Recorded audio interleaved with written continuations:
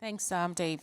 So I want to piggyback on what Jennifer, the question she asked you, right? So I get it. Who do you need to become to get what you want?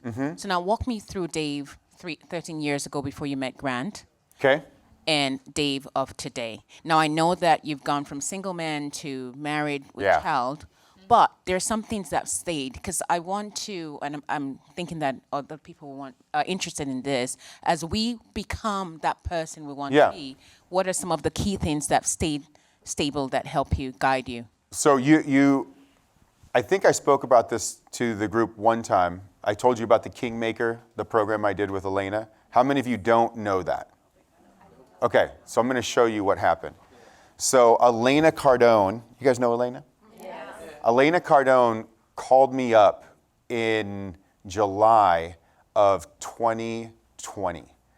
So this is just after we finished with COVID and we were allowed to come back to the office. We were right there. It was like the last 3 days of the quarantine or the lockdown. It was right in that situation. So that's when everybody had put on the Corona 15.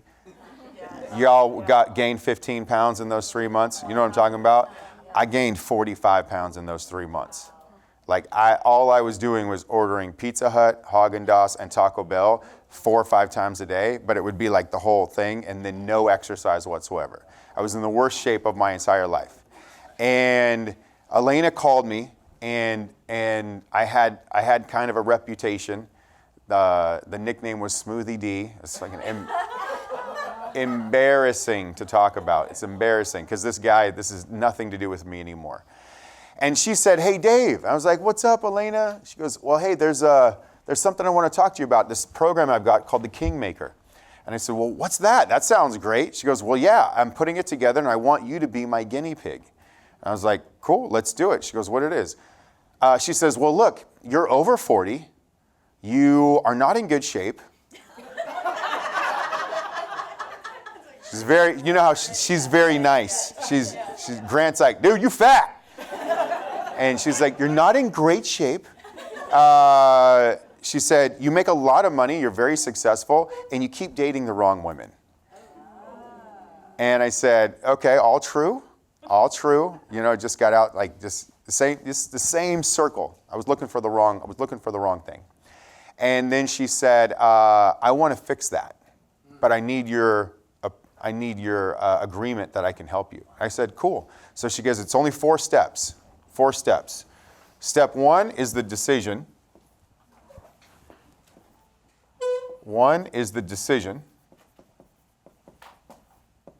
Okay? So you're going to decide that there is a perfect woman for you on planet Earth. That was the first decision. It's the same cycle that Grant has you do all the time, but she just put a little Elena Cardone spin on it. She goes, "I want you to decide that there is a perfect, ideal woman for you on planet Earth." I had a block on that. She knew right away. Like there was a block on, I was like, "No, there's no perfect woman. Some have this, some have that, la, la, la." She goes, "Call me back when you believe that there's, out of 3.5 billion women, that there's one that's perfect for you." I'm like, okay. It took me 3 days for me to call her back. I'm just struggling with this. Just this thought, just a thought. That's all it was a thought. Yes, there's a perfect woman. So 3 days later, yes, there's a perfect woman. She goes, "Good. Now we're going to get started." Number 2. There's the idea. Guess what number 2 is? Target. What's the target? So it's basically on the wheel. It's idea. There's a perfect woman. What's the target? So the target was I had to write down, see, it's the same one. Basically, she's like number 1 together. Idea, perfect woman. Now, what's the target? So the target, I had to write down every single thing that I wanted that would make a perfect, ideal woman. Now, understand that I thought I was looking for an ideal woman for the first 40 years of my life, or for 30, or for 25 years, however long I've been looking for women. And I like put the list together real quick, full list of 1 full page, and I sent it back to her, and she immediately sent it back. I didn't ask you what the shape of her body was. I didn't ask her what she wore. I said, who is she? And so I looked at the list and I was like, oh my goodness, I'm looking at women like they're objects. Like, what is their shape? And are they small here and large there? And how do they walk? And that has nothing to do with who a woman is. And so it was just the first glimpse of, bro, you're looking in the wrong direction. And then she sent it back. And then she said, redo the whole thing. So I redid the whole thing. And then she sent the second list back and said, no, no, no. And then it took me a couple weeks to actually get the full. I was like, okay, I got it. I understand. And then I was like, oh, I want that. And I want that. And some of the things I started writing down was like the things that I liked best about the women that I had dated, and left out everything that I didn't want, because didn't want was not on the list. It's what I do want. And I wanted her to not be an American. I didn't want the mindset, because it was about the mindset of like American women. I think that they're raised differently from Latin women. I just think it's a different situation. The values for family and the values for husband and wife are different. And I was like, okay, I want that. Somebody that's not from here. I want somebody whose English is a very far second language. I also am pretty immature, so I want somebody that's 10 to 15 years younger than me.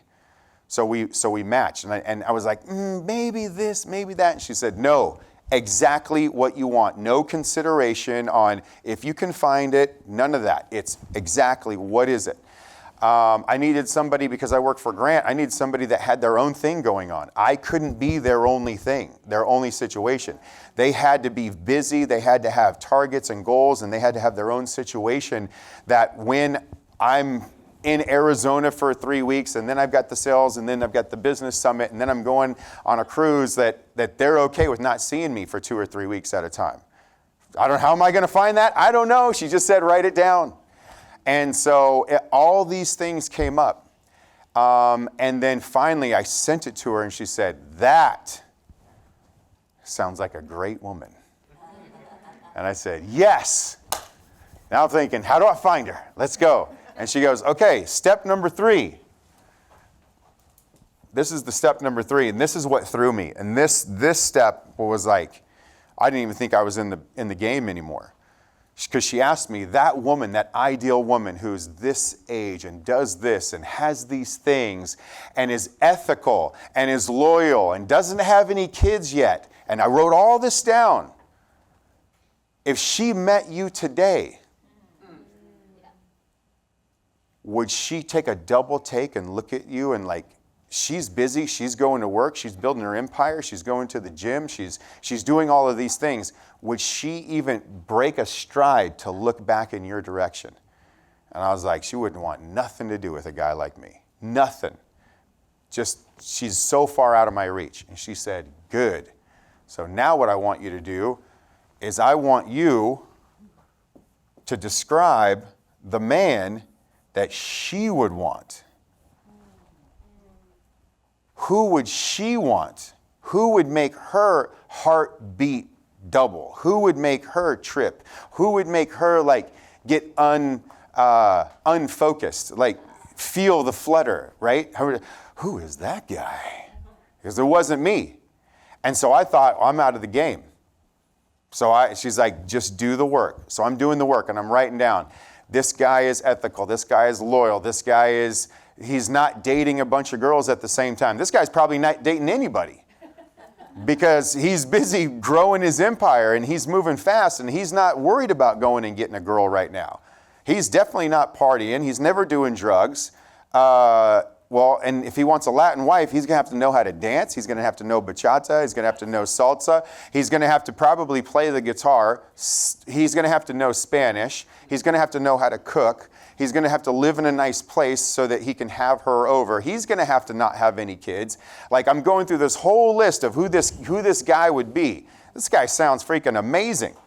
And everything that I wrote down, I felt like I was getting farther and farther away. Like I was just creating this amazing couple over here that was just going to go have a bunch of babies. And Elena was going to have me feel good for matching these two people up. And it took me weeks to get this done because I would think, that, and I would take things off and put things on, and I'm like this amazing list. And then I finally gave it to her, and she's like, man, that took a long time. I didn't think that you were actually going to become exactly. So then I gave it to her, and she goes, that's a pass. Last thing I need you to do. Last thing. Become that guy. Be. Who will you need to be? Become that guy. And I looked at her, I was like, do you know how long that would take? Do you know how long it would take to learn bachata and Spanish and salsa and do all these things? And that means I'm not dating anybody. That means I'm not, because I'm going to need to be single when I meet this girl, because she's not going to look at me if I'm dating somebody and I have a girlfriend, or I'm messing around. She's not going to see me. And so I was like, all right. And I went on a 2-year journey of stopping all the things that I used to do and becoming this new guy. Becoming this guy. I spent a year in private dance lessons. I spent 6 months in private guitar lessons. Because I didn't have anything else to do. I wasn't chasing girls anymore and doing anything else. And I was like, all right, well, let's go dance and let's go play guitar. And I would get, and all of a sudden, it was just, I started to become this guy. And then my values changed because I was changing, and my revenue went up because I had more energy and because I wasn't spending my energy on things that weren't creating anything. And then I realized I spent at least $100,000 on my own personal development. Because that's what I was doing. Every time I would invest in myself, I'd become better, and then I wanted to become better and more and more. And then I remember I was taking a course, and I read something about what drugs do to your mind, and because I used to smoke weed like a chimney. It was horrible. At the time, you couldn't talk me into there's no way weed's bad for you. I'm like, bro, it was horrible what it did to my mind. And so I read something about it, and all of a sudden, something just popped and clicked.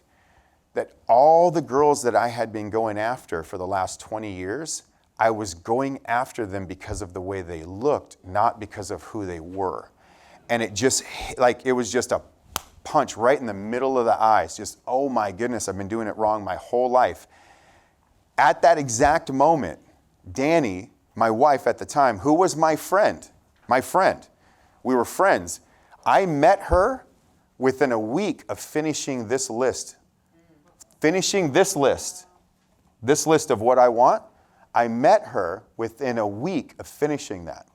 And we were friends for 2 years because I didn't see her as that, and she definitely didn't see me as that. She just was like, man, this guy's a great guy. I want to be friends with him. And then I'm going on this journey, and she calls me or texts me and says, I need a hug. And I was like,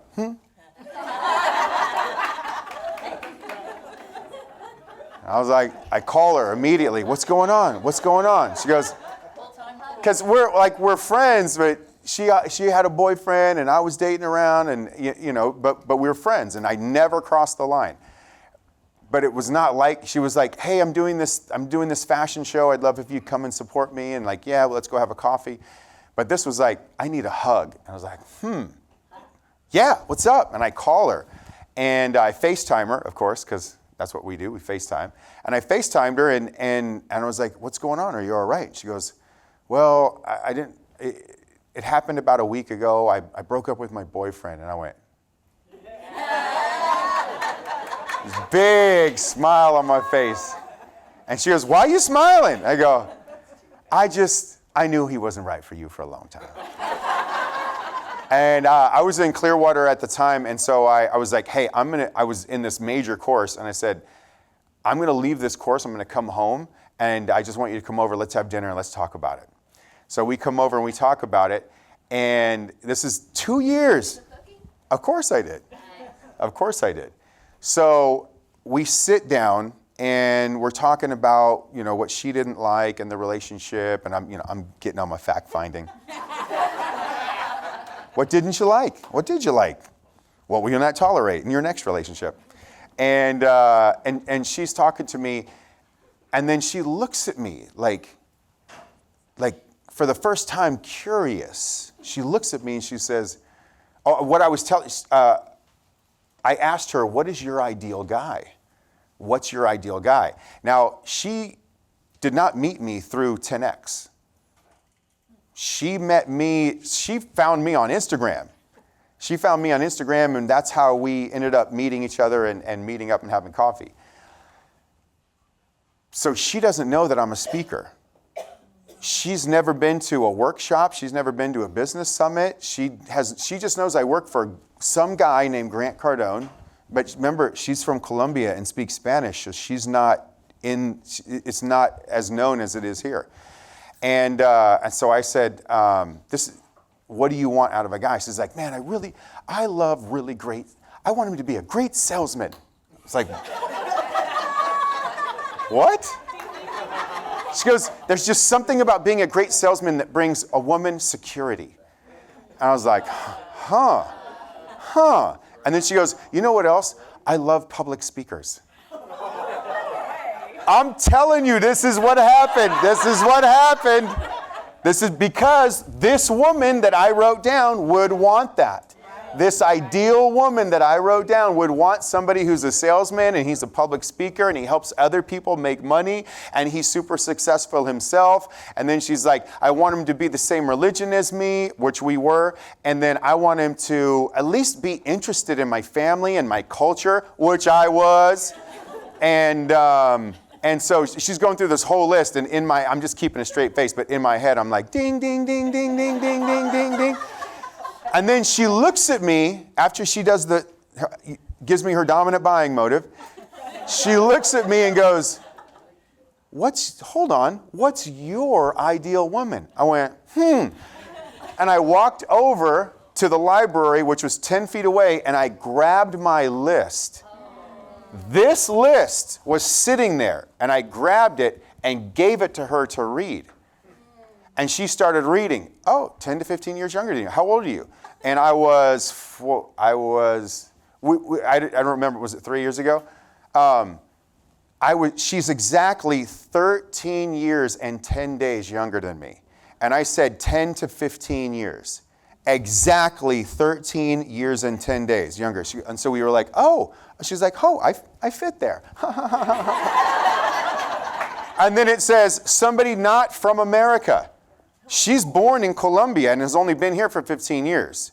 And she's like, oh, yeah.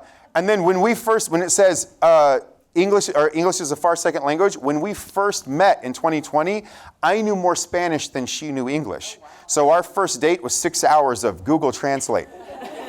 And so she laughed at that. And then just the list goes on and on. You've got to have something that you're interested in on your own. She has her own beachwear company with 60 different employees, and she's in 40 different locations. Like she's busy. She's a fashionista for real, and she's doing all of these things. And she gets to the end of the list, and she was like, "Wow, this woman sounds amazing. She sounds like me." And then I hit her with the first line that I've ever given her. Remember, friends, I never gave her a single line. Would you guys like to know the line? Yes. Here's the line.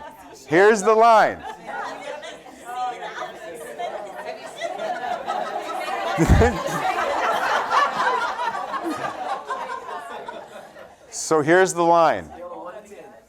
It wasn't 1 to 10. It wasn't, have you seen enough to make a decision? It was not, do you like bald-headed guys? Is there any reason you wouldn't use this product? That's a good one. Wasn't that one, but that's a good, it's funny, I was like, all these closes would work.